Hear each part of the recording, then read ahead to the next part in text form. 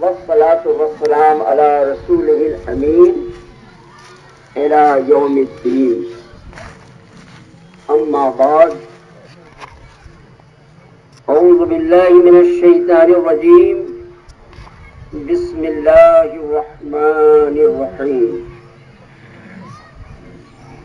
يا أيها الذين آمنوا استعينوا بالصبر والصلاة إن الله مع الصابرين. بزرگان محترم، عزیزان گرامی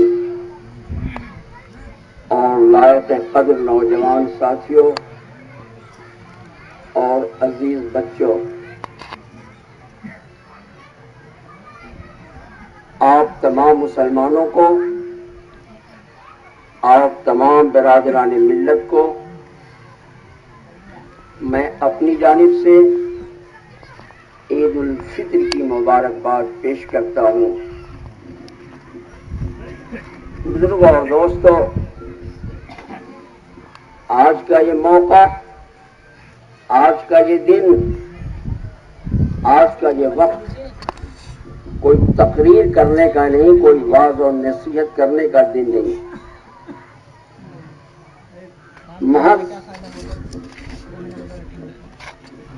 محض آپ کی دعاؤں کی خاطر چند باتیں عرض کیے دیتا ہوں.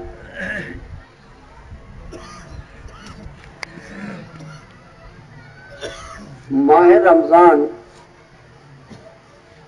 بڑا ہی محترم، مقدس، مقرب اور پاکیزہ مہینہ ہے. رمضان دراصل خطا کاروں، گناہ گاروں، اللہ کے نافرمانوں کو ان کے گناہوں کی گندگی، ان کے خطاؤں کی نجاست سے صفائی عطا کرنے کو، پاکی حاصل کرنے کو یہ رمضان آتا ہے. رمضان دراصل تطہیر قلب کا نام ہے، دل کی پاکیزگی، صفائی، طہارت کا نام روزہ ہے. اور اسی غرض کے لیے ہر سال رمضان آتا ہے اور چلا جاتا ہے. انشاءاللہ یہ سلسلہ قیامت تک جاری رہے گا.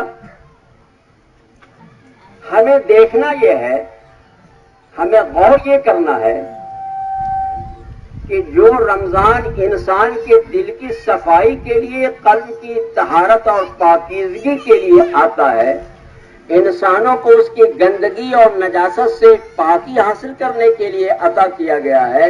ہم مسلمانوں نے رمضان کے اس مقدس اور مبارک مہینے سے کتنا فائدہ حاصل کیا، کتنا استفادہ حاصل کیا، ہم اس سے کتنے فیضیاب ہوئے.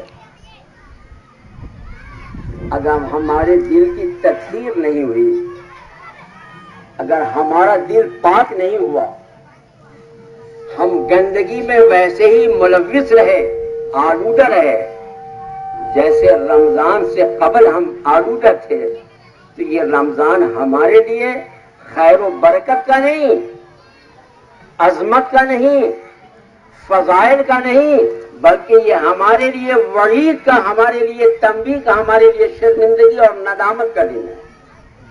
بزرگوں اور دوستوں، یہ آج کا دن، یہ عید کا دن، مسرت اور شادمانی کا دن، دراصل خالق کائنات کی طرف سے اپنے مومن بندوں کو ایوارڈ اور انعام تقسیم کرنے کا دن ہے.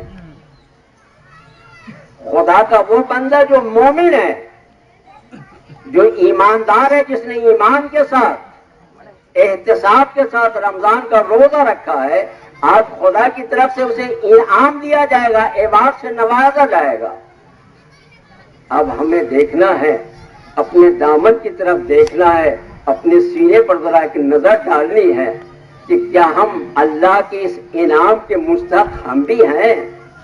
اللہ جس کو انعام دینا چاہتا ہے، انعام سے نوازنا چاہتا ہے، اس کی فہرست میں میرا بھی نام ہے. اگر ہمارا نام شامل ہے تو واقعی ہمارا یہ روزہ ہمارے لیے نجات کا اور بخشش کا ذریعہ ہے. ہم بڑے خوش نصیب ہیں, بڑے سعادت مند ہیں. لیکن اگر ان خوش نصیبوں میں ہمارا نام نہیں ہے, ہم اس کے انعام سے محروم ہیں, ہم گندگیوں سے نجاست حاصل نہیں کر سکے, ہمارا دل پاک اور صاف نہیں ہو سکا, ہمارے دل کے اندر نجاست اور گندگی ویسے بھری ہوئی ہے کہ یہ دن ہمارے لیے خوشی کا نہیں, ہمارے لیے غم کا دن ہے. آج کا دن ہمارے لیے خوشی کا نہیں, غم کا دن ہے. کیا یہ خوشی تو اس کے لیے ہوتی ہے جو بندہ اپنے مالک کو راضی کر لیتا ہے, خوش کر لیتا ہے, اس کی رضا کے مطابق زندگی گزارتا ہے, لمحات بتاتا ہے. جس نے اللہ کے فرمان کے مطابق دن گزارے, رات گزارے, وہ اللہ کے انعام کا اور اعانت کا مستحق ہے. لیکن اگر اس کے شب و روز میں کوئی فرق نہیں پیدا ہوا, اس کی زندگی میں کوئی تبدیلی نہیں آئی, کوئی انقلاب پیدا نہیں ہوا, جیسے پہلے تھا اب بھی ویسا آئی ہے, تو یہ دن اس کے لیے بڑی شرمندگی اور ندامت کا دن ہے. اسے اپنے اعمال پر, اپنے آپ پر غور کرنا چاہیے, سوچنا چاہیے کہ ہم اس انعام کے حقدار اور مستحق ہے کہ نہیں. بزرگوں دوستوں, نماز ایک ظاہری عبادت ہے. نماز ایک ظاہری عبادت ہے. اور آپ میں سے کوئی شخص اگر یہاں پہ کھڑا ہو جائے یا کسی دور مقام پہ کھڑا ہو جائے تو دیکھنے والا دیکھے گا تو سمجھ جائے گا کہ وہ نماز پڑھ رہا ہے. کیوں کہ آپ تحریمہ باندھیں گے, ہاتھ بلند کریں گے, ہاتھ سینے پہ باندھیں گے, جھکیں گے, رکوع کریں گے, سجدہ کریں گے. دیکھنے والا دیکھ لے گا کہ وہ نماز پڑھ رہا ہے. یہ آپ کا ظاہری اعمال ہوگا. اور صبر ظاہری اعمال کا نام نہیں, صبر تو دلی کیفیت کا نام ہے. اللہ نے فرمایا کہ یا ایھا الذین آمنوا استعینوا بالصبر والصلاۃ, اے ایمان والو تم اللہ سے مدد چاہو نماز اور صبر کے ذریعے. اللہ کی تم کو قربت حاصل ہوگی نماز کے ذریعے اور صبر کے ذریعے. ایک ظاہر اور ایک باطن ہے. جب ظاہر اور باطن دونوں کا ایک جا اشتراک ہوگا, ملاپ ہوگا, جوڑ ہوگا, وہ آدمی جو ہے خوش نصیب ہوگا. ایسے ہی آدمی کے بارے میں اللہ نے فرمایا کہ ان اللہ مع الصابرین, اللہ صبر کرنے والوں کے ساتھ ہے. صرف یہ نہیں کہا کہیں پورے قرآن کو ڈھونڈ جائیے, الٹ دیجیے, کہیں آپ کو نہیں ملے گا کہ اللہ نمازیوں کے ساتھ ہے, اللہ حج کرنے والوں کے ساتھ ہے, اللہ زکات دینے کے والوں کے ساتھ ہے. پورے قرآن میں کہیں آپ نے دیکھا کوئی آیت ملے گی؟ بے شمار حفاظ قرآن, حافظ قرآن یہاں بیٹھے ہوں گے, پوچھے کوئی ایک آیت نکال کے دیکھے تو صحیح. اللہ نے فرمایا کہ اللہ اس کے ساتھ ہے جو صبر کرتا ہے, صبر کرنے والوں کے ساتھ ہے. اور آقا دو عالم جناب محمد رسول اللہ صلی اللہ علیہ وسلم نے ارشاد فرمایا کہ الصیام صبر, الصیام صبر, روزہ نام ہے صبر کا. روزہ نام کس کا ہے؟ صبر کا. صبر کس چیز سے؟ کھانے پینے سے, بھوک سہنے سے. ارے صبر کس چیز سے؟ اللہ فرماتا ہے حرام سے صبر کرنا ہے, حرام کو ترک کرنا ہے, حلال کو اختیار کرنا ہے. اس لیے تو ظاہری اعتبار سے یہ کہا گیا کہ روزہ نام ہے کھانے پینے اور مباشرت کے ترک کر دینے کا نام کیا ہے؟ روزہ. یہ ظاہری اعمال ہے اور اللہ تعالی ظاہری اعمال کو نہیں دیکھتا. اس لیے آقا دو عالم جناب محمد رسول اللہ صلی اللہ علیہ وسلم نے ارشاد فرمایا کہ اللہ تعالیٰ تمہاری شکل کو نہیں دیکھتا, تمہاری صورت کو نہیں دیکھتا, تمہارے لباس کو نہیں دیکھتا. اللہ تو تمہارے نیت اور اعمال کو دیکھتا ہے. اور اعمال ایسی چیزیں, وہ مخفی چیزیں ہیں, پوشیدہ چیزیں, جن کی کیفیت کا نام کیا ہے؟ صبر ہے. ایسے ہی صابروں کے لیے اللہ نے فرمایا بشری صابرین, صبر کرنے والوں کو بشارت سنا دو. کس چیز کی بشارت؟ بلڈنگ ملے گی, پارلیمنٹ میں چلے جاؤ گے, اسمبلی کے ممبر بن جاؤ گے, دھنی ہو جاؤ گے, مالدار ہو جاؤ گے, نہیں. فبشرہم, انہیں جنت کی بشارت دے دو. کیوں کہ انہوں نے جتنا بھی عمل کیا ہے, خاص ظاہری و باطن, اس کا مقصد صرف یہ ہے کہ اللہ مجھے جنت عطا فرمائے, میں اسے جنت کی بشارت دیتا ہوں. جس کے ساتھ خدا ہو جائے, جسے جنت کی بشارت خدا سنائے, اس آدمی کے مومن ہونے میں کوئی شک اور کوئی کلام رہے گا؟ بولو. اس لیے اللہ نے رمضان کے اس مقدس مہینے میں اپنا پاک کلام نازل کیا, جسے آپ قرآن کہتے ہیں, جسے آپ قرآن کہتے ہیں. رمضان المبارک کی جتنی بھی برکتیں ہیں, جتنی بھی فضیلتیں ہیں, جتنی بھی رحمتیں ہیں, یہ سب کی سب قرآن کے صدقے میں ہیں. اگر قرآن نہیں ہوتا, قرآن کا نزول نہیں ہوتا, تو رمضان المبارک کی کوئی اہمیت اور کوئی قدر نہیں ہوتی, کوئی قیمت نہیں ہوتی. اور آپ جانتے ہیں قرآن کیسی کتاب ہے بزرگوں اور دوستو؟ دنیا میں جتنے بھی پھول پائے جاتے ہیں, دنیا میں جتنے بھی پھول ہیں, سب پھول بڑا خوشنما اور حسین و جمیل ہے. دنیا کے سارے پھول کیا ہیں؟ خوشنما ہیں, حسین اور جمیل ہیں.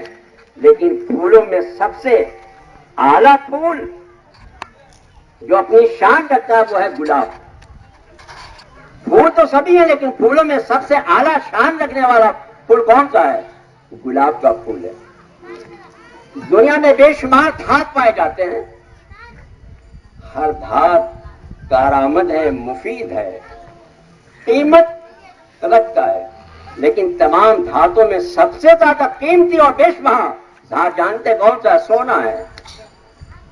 تمام ہیرا اور جواہرات بڑے مفید ہیں, بڑے قیمتی ہیں, لیکن تمام ہیرو اور جواہرات میں یاقوت اور زمرد کا کوئی جواب نہیں ہے, کوئی شان نہیں ہے. اسی طریقے سے دین تو سب اللہ کے بنائے ہوئے ہیں, سارے دن اللہ کے بنائے ہوئے ہیں, لیکن تمام دنوں میں سب سے اعلیٰ اور سب سے قیمتی دن کون ہے؟ جمعہ مبارک ہے. ساری کتابیں اللہ نے نازل کی ہیں, لیکن تمام کتابوں میں سب سے افضل اور اعلیٰ کتاب کون سی ہے؟ قرآن مجید ہے. دنیا میں جتنی بھی کتابیں پائی جاتی ہیں, خواہ وہ توریت ہو, انجیل ہو, زبور ہو, بائبل ہو, قرآن کے مقابلے میں سب ہیچ ہیں. بزرگ اور دوستو, میں ایک بات آپ سے کہہ کر رخصت ہونا چاہتا ہوں. اس کائنات میں جتنی بھی چیزیں پائی جاتی ہیں, اس دنیا کی جتنی بھی چیزیں ہیں, اس دنیا کی چیزوں میں جس چیز کی بھی نسبت اور تعلق قرآن سے پیدا ہو گیا, وہ کائنات میں سب سے افضل اور سب سے اعلیٰ ہے. مثلا دنیا میں بے شمار زبانیں بولی جاتی ہیں, بے شمار زبانیں بولی جاتی ہیں, لیکن دنیا میں جو زبان سب سے افضل اور اعلیٰ مانی جاتی ہے آج کے دور میں بھی, آج کے پیریڈ میں بھی, وہ زبان عربی ہے. عربی زبان سے بڑھ کر دنیا میں کوئی افضل زبان نہیں. کیوں؟ اس لیے کہ یہ قرآن عربی زبان میں نازل ہوا ہے. قرآن کہتا ہے, اللہ فرماتا ہے, میں نے اس قرآن کو عربی زبان میں نازل کیا ہے تاکہ تم اسے سمجھو, عقل سے کام لو. تو معلوم ہوا کہ زبانوں میں سب سے افضل زبان کون سی ہے؟ عربی زبان ہے. یہ قرآن جس مہینے میں نازل کیا گیا, سب مہینے تو اللہ کے ہیں, لیکن مہینوں میں سب سے افضل مہینہ کون سا ہے؟ ارے مہینوں میں سب سے افضل مہینہ کون سا ہے؟ رمضان کا مہینہ ہے. کیوں کہ رمضان کے مہینے میں قرآن نازل کیا گیا. مہینہ سب سے افضل, زبان سب سے افضل. اور جس رات میں یہ کتاب, یہ قرآن اترا اور نازل کیا گیا, اس رات کے بارے میں تو اللہ کا اعلان ہے, لیلۃ القدر خیر من الف شہر. وہ رات 1000 مہینوں سے بہتر رات ہے. وہ رات 1000 مہینوں سے بہتر رات ہے. اور یہ کتاب جس ملک میں جس شہر میں نازل کیا گیا اتارا گیا وہ شہر دنیا کے تمام شہروں میں سب سے افضل اور اعلیٰ ہے. مکہ اور مدینہ کیوں کہ قرآن مکے میں بھی نازل ہوا اور مدینے میں بھی نازل ہوا.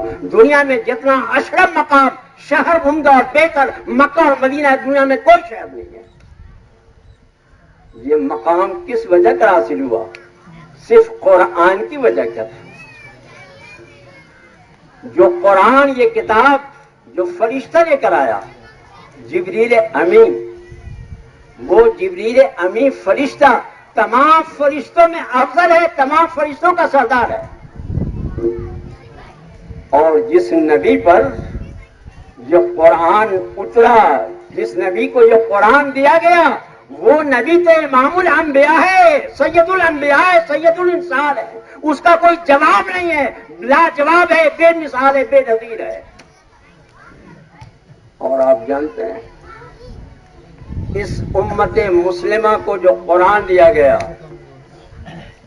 اس امت مسلمہ کو جو قرآن دیا گیا، اللہ کہتا ہے کہ کنتم خیر امتن، تم تمام امتوں میں سب سے افضل امت ہو.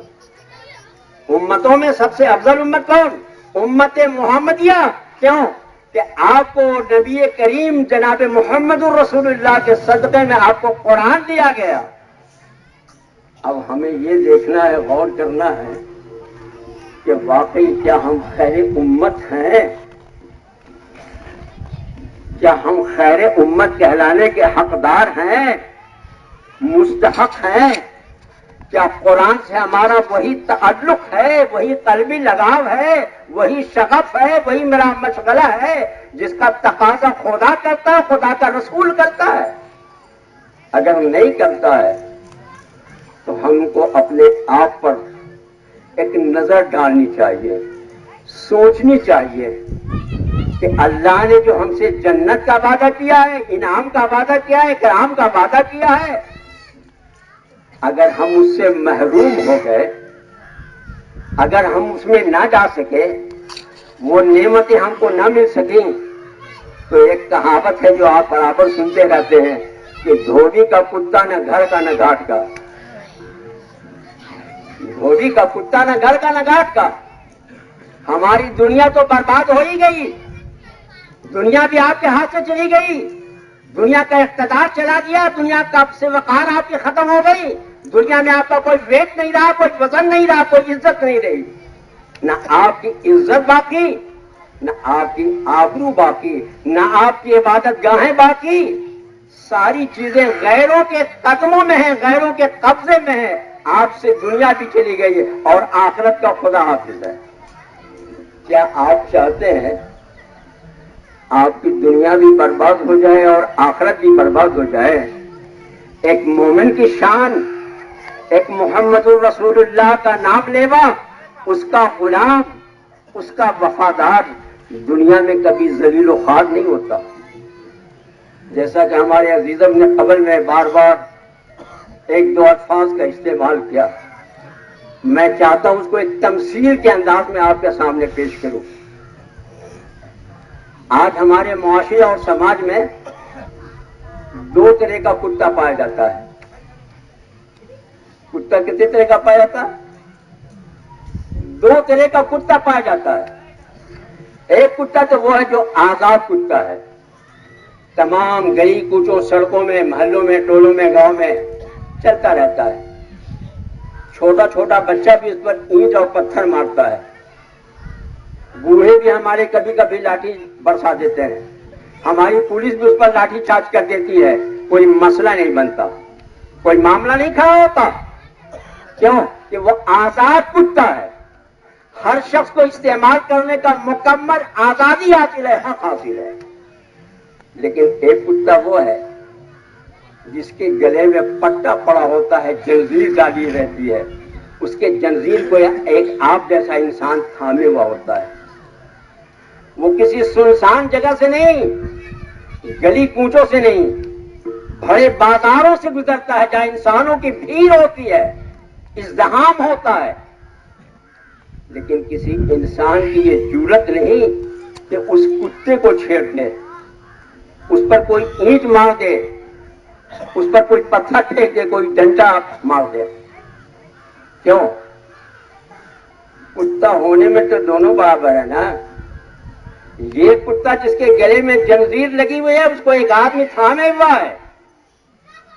یہ بھی کتا ہے، ناپاک ہے، نجس ہے، حرام ہے. اور وہ آزاد کتا جس پر بچے بھی ہمارے ڈھیرے برساتے ہیں، ڈنڈے چارج کرتے ہیں، لاٹھی برساتے ہیں، وہ بھی ناپاک اور حرام اور نجس ہے. لیکن کوئی بھی آدمی اس کتے کو نہیں چھیڑتا. کیوں؟